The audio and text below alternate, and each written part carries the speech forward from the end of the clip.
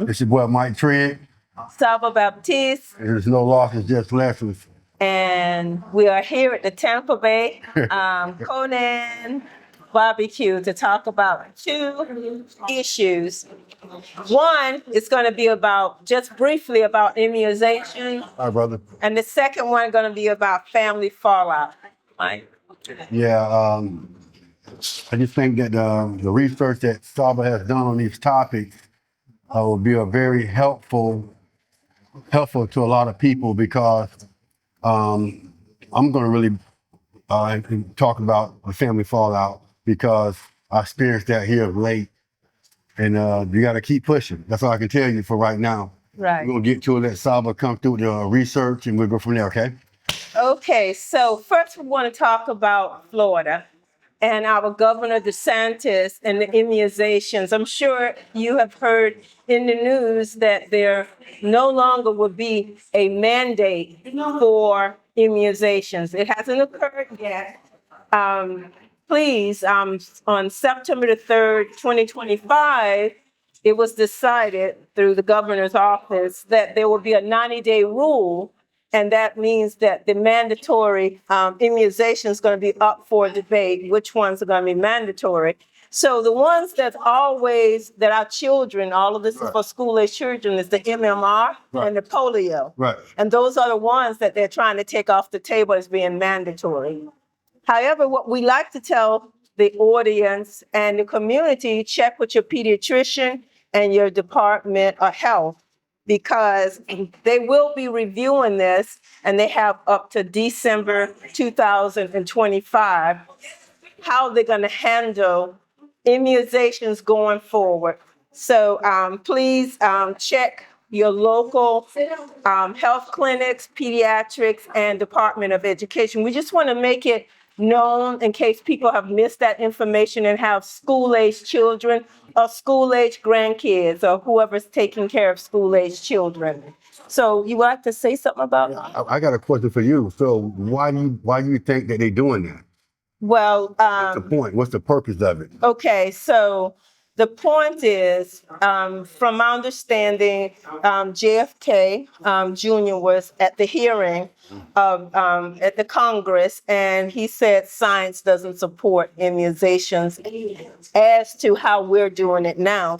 Right. And the problem with that is that there's no evidence base to support his claim. Right. And so everybody's in an uproar.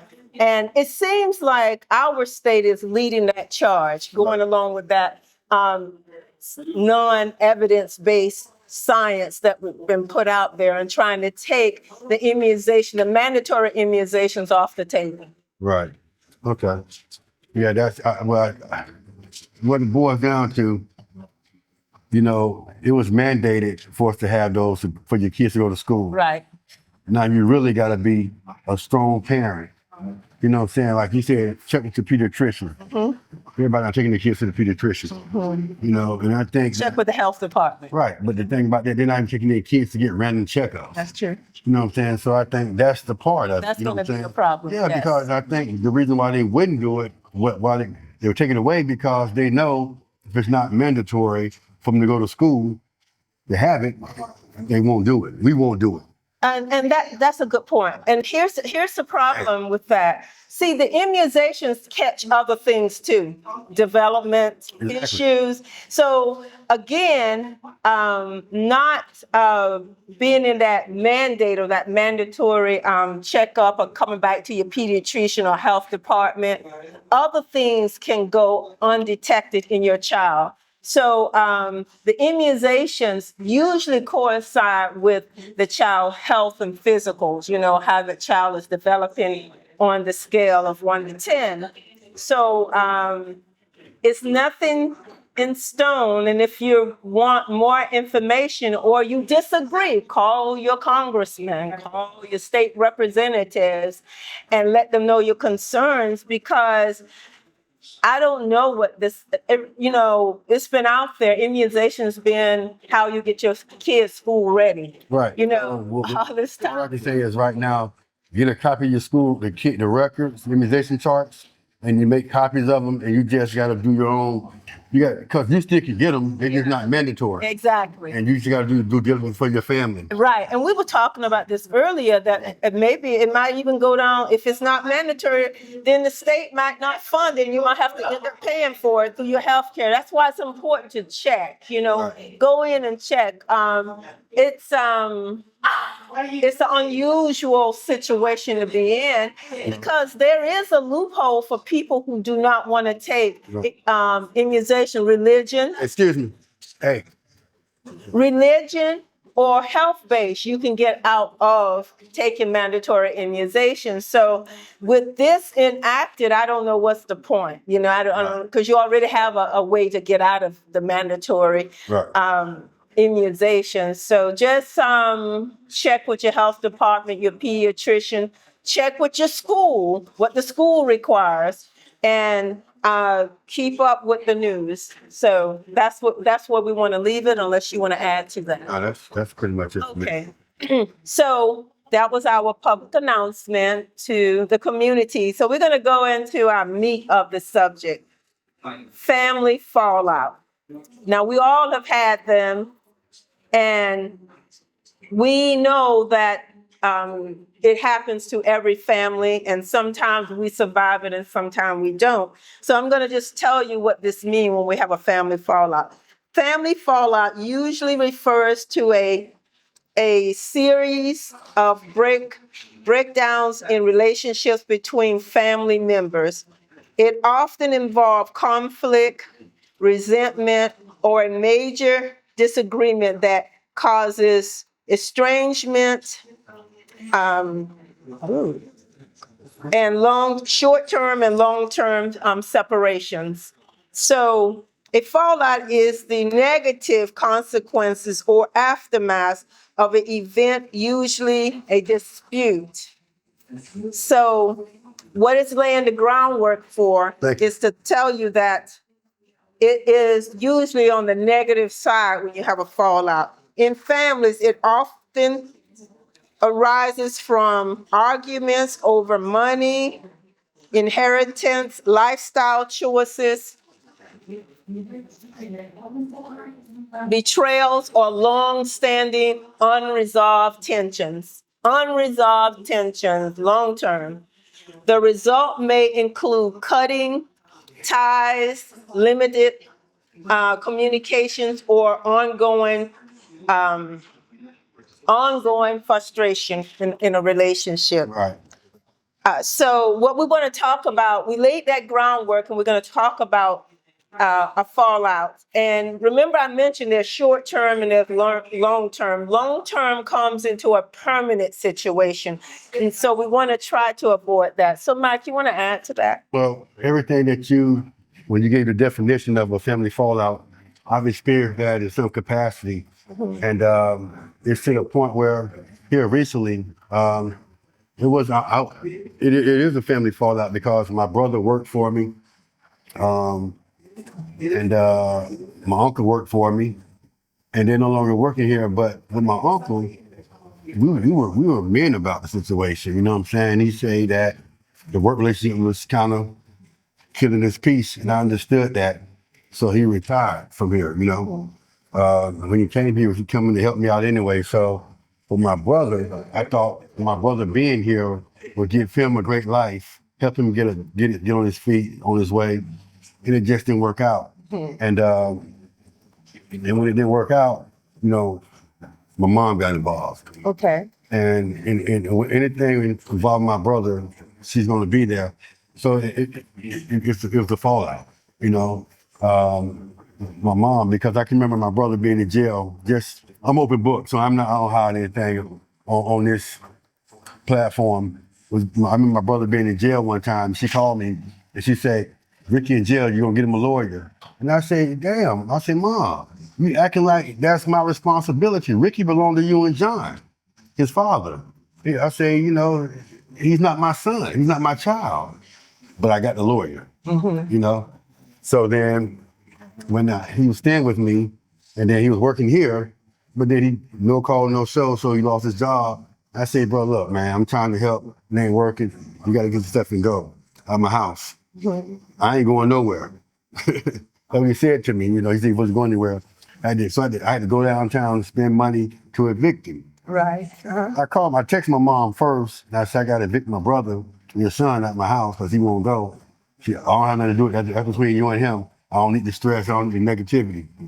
I said, well, damn, it wasn't so long ago you was telling me he need a lawyer, but you had something to do with that. Right. You know what I'm saying? So what I come to realize, Saba, with family, it's hard working with family. You know, you bring somebody in your house that's grown, Oh, yeah. that really don't respect you. Right. So it wasn't a fallout for real. It was an eye opener. Right. Because for my brother and my mother, I've been a hero. You know. So when my brother said, "Well, I ain't going nowhere. You got to evict me. You call the police." Oh, this side, guy. Over here. So I said, I like, I got it. He said, I ain't going nowhere. I said, really? So I called the police. They said, well, he been there 7 days. You know what I'm saying? And that was so hurtful. Hey, over here, bro. This side right here. Yeah, come on, over here. Yeah, that was so hurtful for me because, like I said, Saba, I've done things to my brother, probably more for my brother than I did for my kids.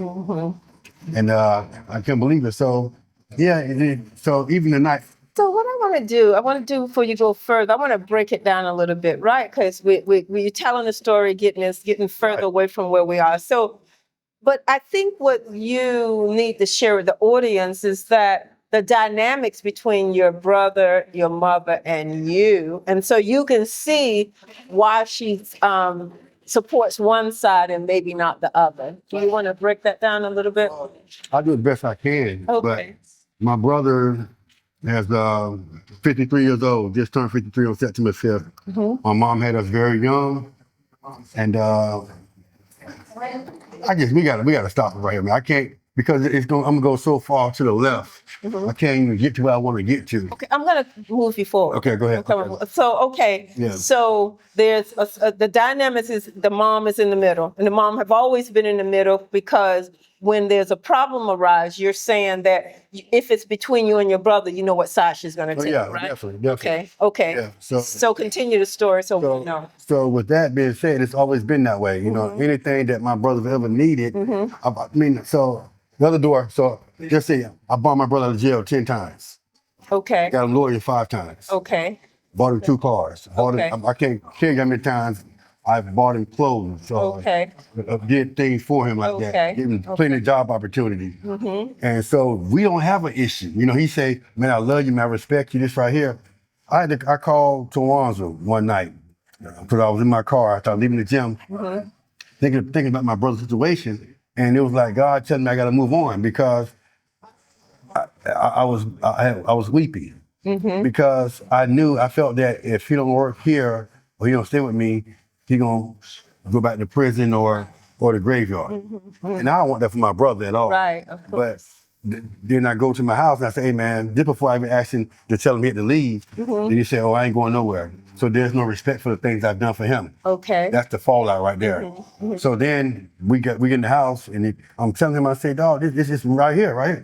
This is why this happens, because you don't never want to be accountable and you don't have no discipline. Right. You know what I'm saying? I'm tired of you belittling me. So now he raised his hand to fight me. Oh, wow. So now my partner there, Rodney, he in between us. I tell him, move out of the way, let him go. You know what I'm saying? Yeah, let him go. So we didn't fight, but that's something that we can't come back from. Right. That's a lifetime separation at this point. Okay. You know? So then, you know, I bring my mom in it and I text her a message.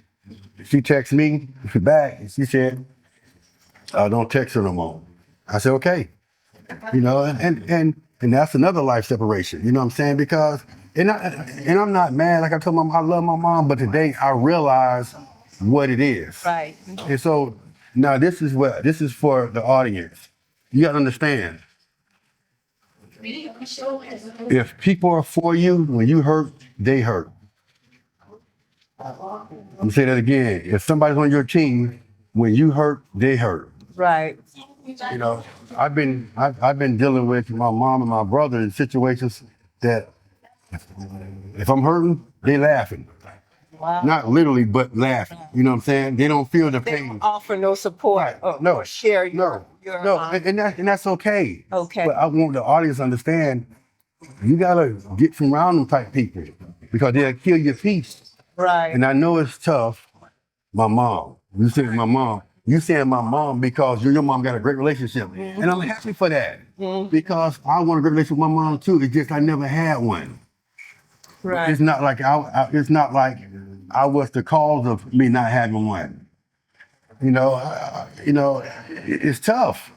It's a tough situation, but you got to be man enough to understand the situation, Right. do what's best for you and your family. My job is I don't want my children feeling like this about their parents. So, Their father. so yes, now you're at the end. Right. Okay. Now it is always good to say what needs to happen to repair that situation or for people who are looking for solutions to repair their situation. What do you think needs to happen in the family? Because, and I'm going to just read something here, okay? Families need to avoid, like I said early on, short-term family fallouts. That usually happens to everybody, but it does not need to go beyond that.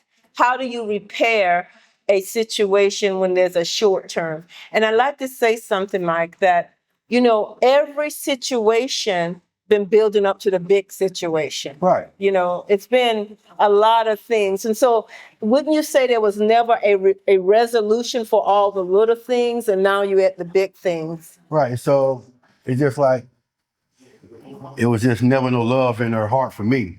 Okay. You know what I'm saying? But Sorry to hear my brother got a great relationship. Right. In Saba.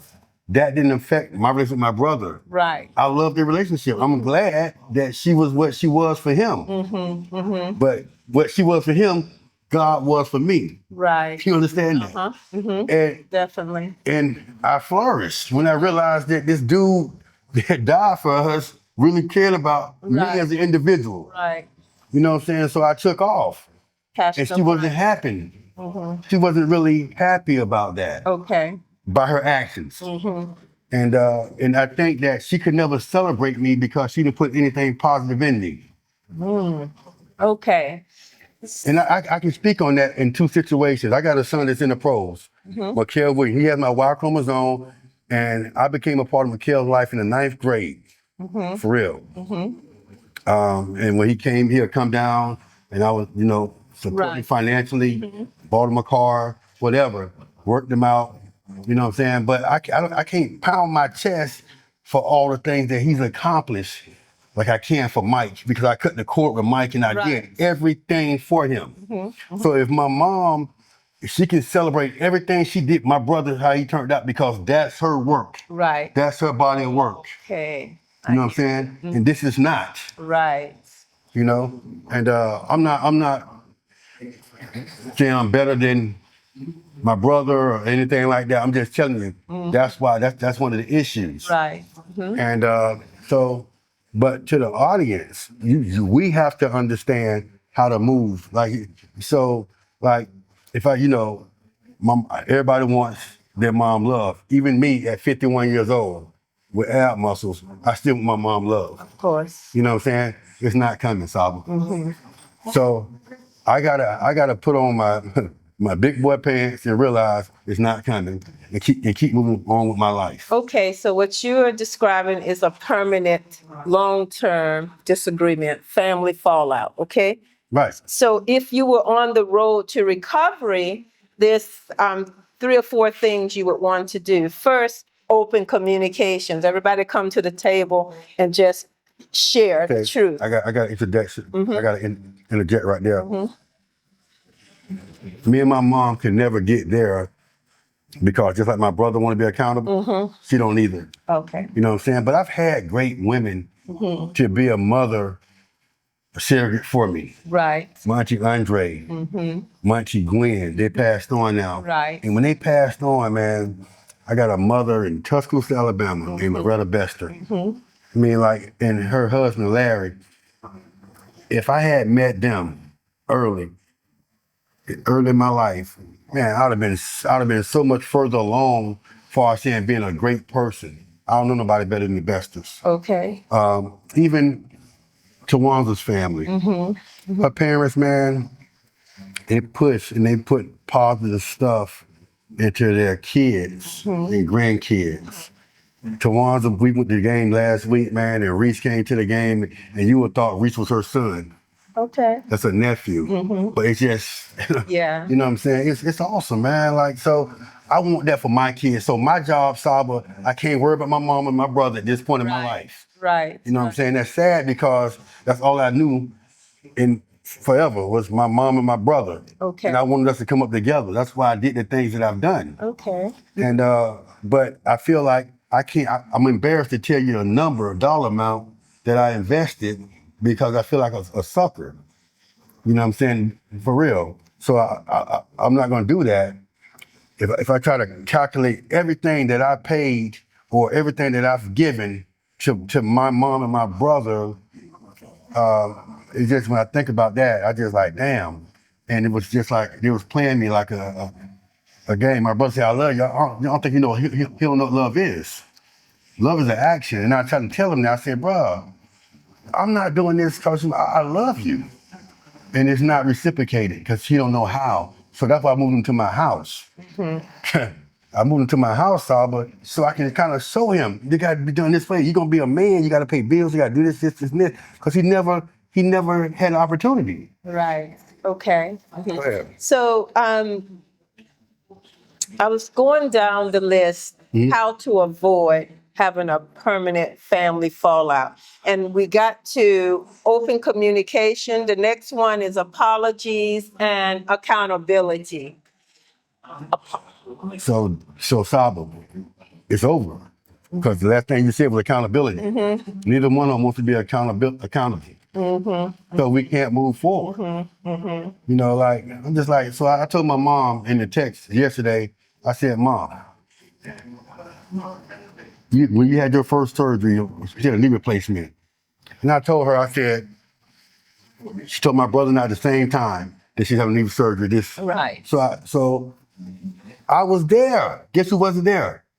I was mad as hell because I seen my mama sell dinners she sold dinners so much in my childhood to send my brother packages in prison quarterly. He had a package every quarter, like clockwork, for 9 years. Wow. So when he left my mama hanging, I really wanted to get in a physical confrontation with my brother for the first time. But I didn't. But I did let him know that I was fucking pissed off. I say, everything that she did for you. She was a great mom. My mama visited you 100 times in prison. Wow. Over 100 times. And you left her. I say, dog, so that was my issue. And I told him, try to make him be accountable. Oh, I ain't know. You did know, you know? Right. But with that being said, she fit him over 100 times. See me play one time in college. Football. Right. Okay. You know what I'm saying? I'm All-American now. Right. Okay, number 3, set boundaries. Set boundaries. Have you ever tried to set boundaries and seek mediation? A third party come in to try to rectify or to referee disagreements until you get to a resolution. Have you ever tried that? I've set boundaries. And the boundary I've set is long term.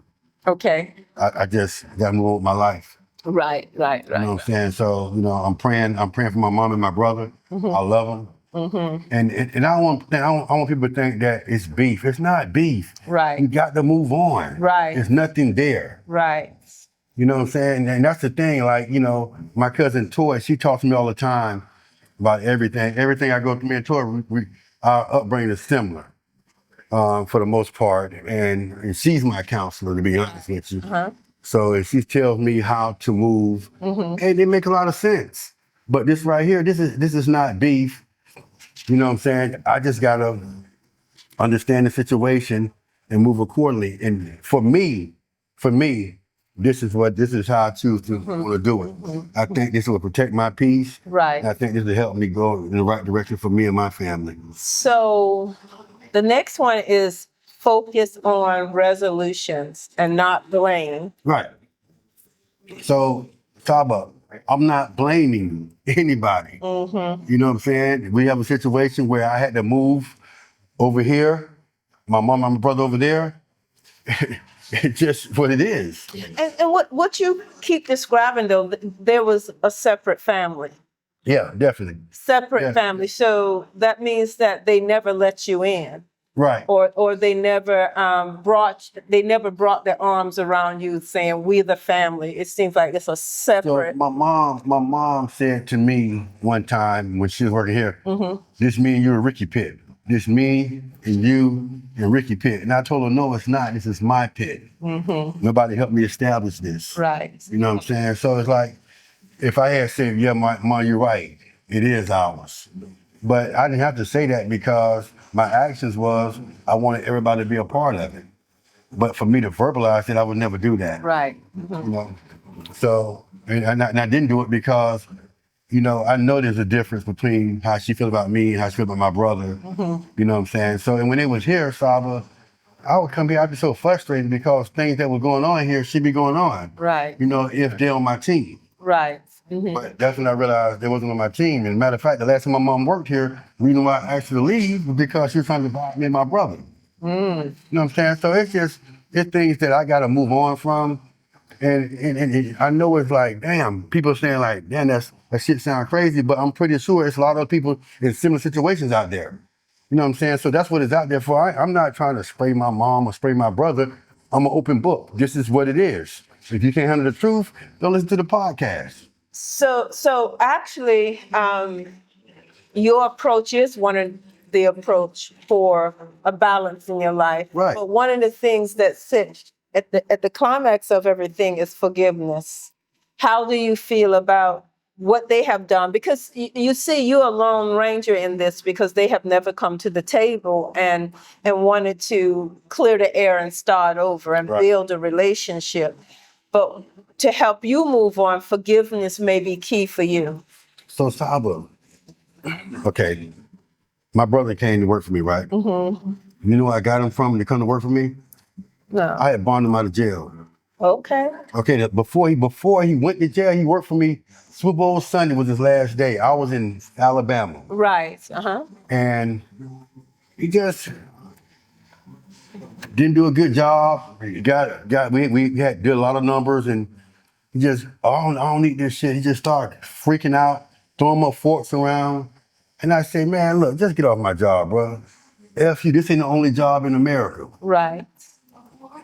But my brother's in the pickle. He in jail. Right.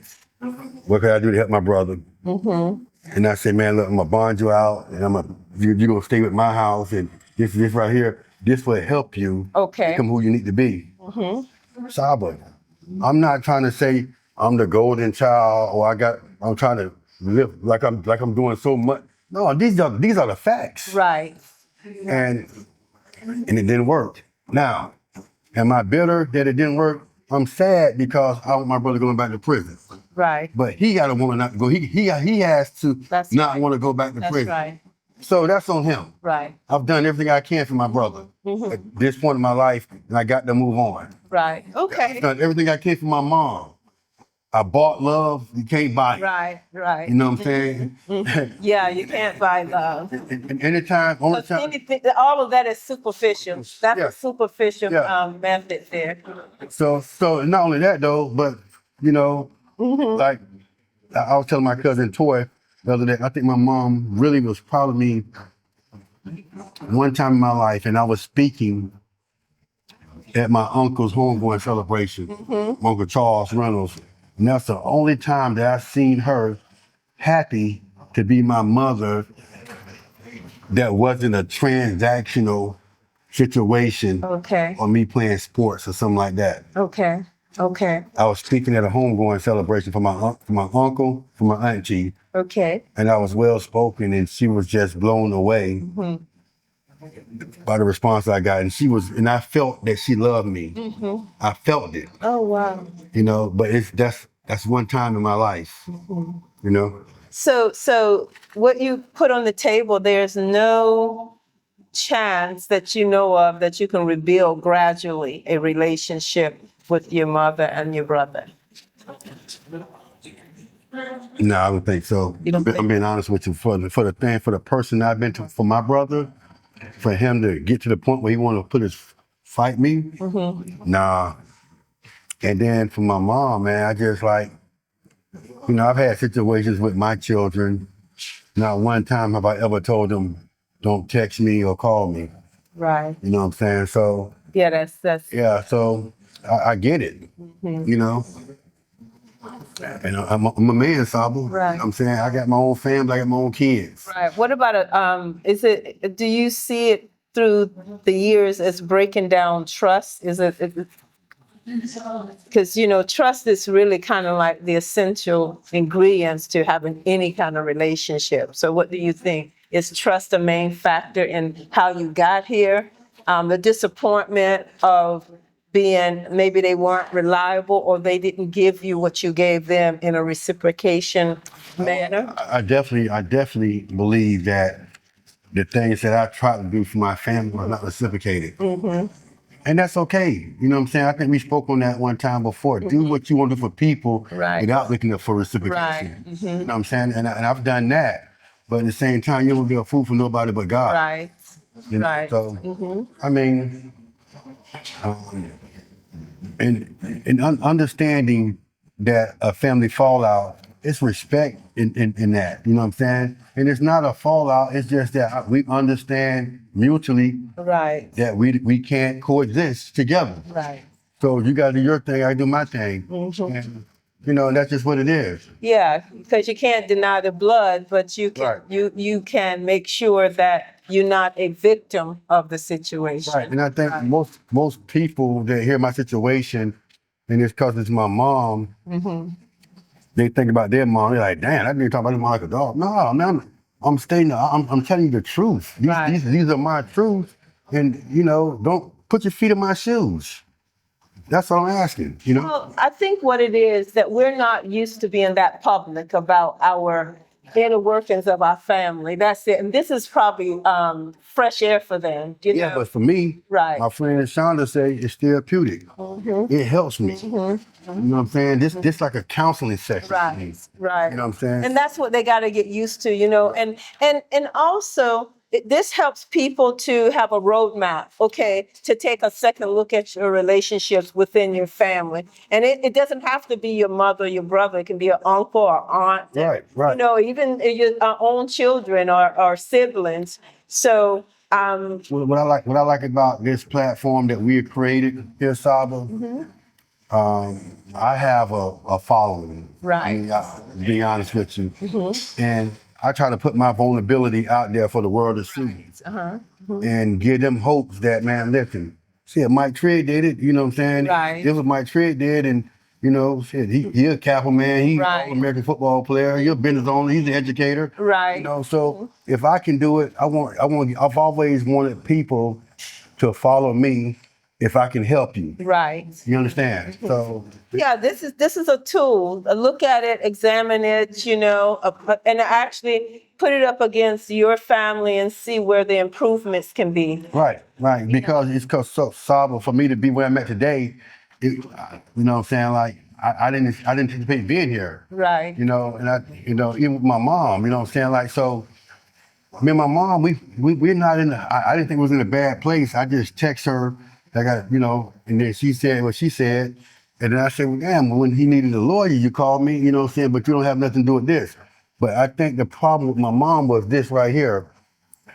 When my brother came back to work, my mom would come up and get a half a slab and a half a chicken whenever she wanted to.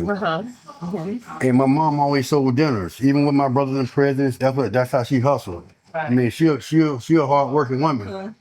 But when she sold dinners, I would just give her $100. And if I got one, I would call Tawana, if you want to go to dinner, you can. You know what I'm saying? So I thought about her coming up here. Everything comes through the cost with my mom for me. Now, my brother's in the house, he eating whatever he wanted, he ain't paying for no dinner. Right. You know what I'm saying? But when I come over, you know what I'm saying, I'm paying for a dinner. Right. I'm giving $100 every time. Right. And I just said, Mom, you know what? why don't you patronize me the way I patronize you? Why don't you support me the way I support you? If you come over here, when you come over here, you want half a slab and half a chicken, why don't you buy it? Because I've never had a free dinner from you. Wow. Because I wouldn't take a free dinner. I will always leave money. Right. Even with Uncle Eric, his wife Trina would cook food on Sundays. If my kids go down there, I'm gonna leave $80. Right. If it was just me, I'll leave 40. Right. Mm-hmm. Because I respect the price of things, and I want nobody to talk about my children as a freeloader or me. Of course. So even my own mom, I just like, but she, no, man. I've always paid my way, and you know, but I said for her to patronize me, and then that was what it was right then. So now she feels that way about me. So let me ask you a question. Sure. Like, you have a son. He has a business. Right. Mm-hmm. And you sell dinners. He comes buy dinner from you. Well, would you come just eat free because you could? No. I would What's up, bro? want him. How you doing, man? Pretty good. Right. I would want him to know that I respect his business, and I would buy the dinner or buy whatever he was selling. Yes. And I'm gonna tell you something. And if that was the case, that'd be fine. You know what I'm saying? And if you showed me that, I was like, "Mom, I'm good, man. You gotta pay for that." You know what I'm saying? But to come all the Just time, an offer. Even if you say no, just come ready to patronize the And business. the thing about that with me and my mom, this was like, even with my kids, when she said dinner, my kids don't get a break. She expect my kids to buy dinner. You know what I'm saying? I'm like, damn. You know what I'm saying? Like, nah, man, everything is transactional. Right. You know, and I'm just at that point now, man. I love her to death. I know what she is, and I just can't. I got to move on. You know, and it's not a. I know we talk about family fallout. It's just understanding the situation and doing what's best for me and my family. Okay, so what makes it a family fallout? At least a part of the family fallout, because your core with your children is intact, but the grandmother and the legacy and your brother, they are separate from your family. They don't come to you as a unit. Yeah, but my mom, my brother, they own relationship with my children. I don't have a say-so on their relationship. Right. You know what But I'm I'm saying? just saying a collective thing. Right. It's you, him, and her. You know. That's what it was. Right. You know what I'm saying? That's what I thought it was.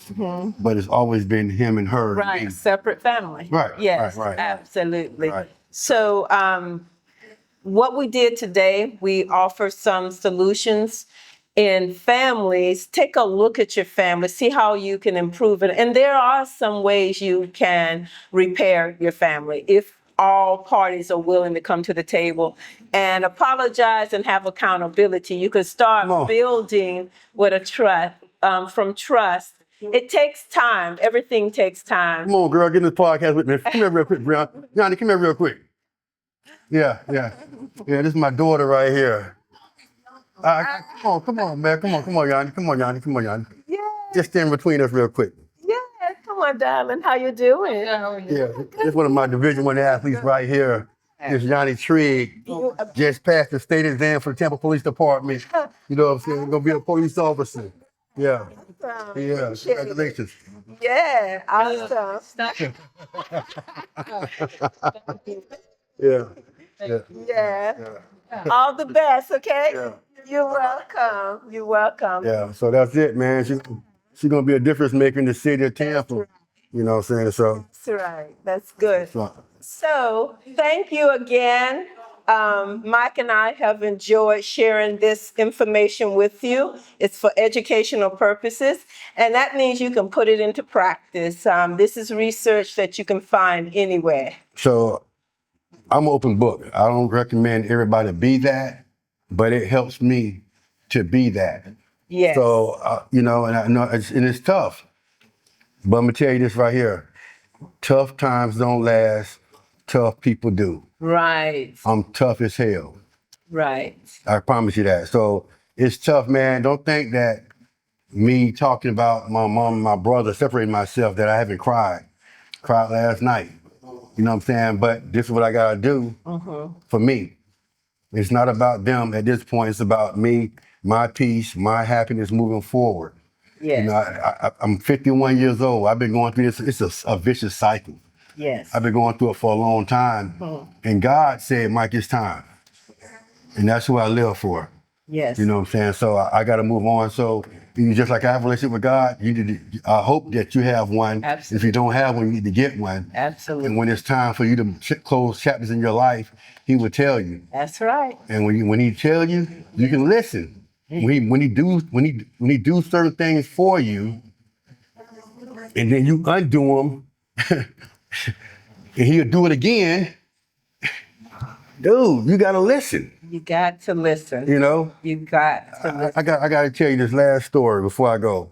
Like, my mom was working for me one time, and we had to go our separate ways. And you know, that was me. Like, that was like, God, okay, Okay. He's out. You know what I'm saying? Mm-hmm. I brought her back. Okay. I brought her back. You know what I'm saying? My brother was out, and he disrespected me so bad on his exit. Mm-hmm. So that was God like, hey man, okay, go ahead. Okay, he's done.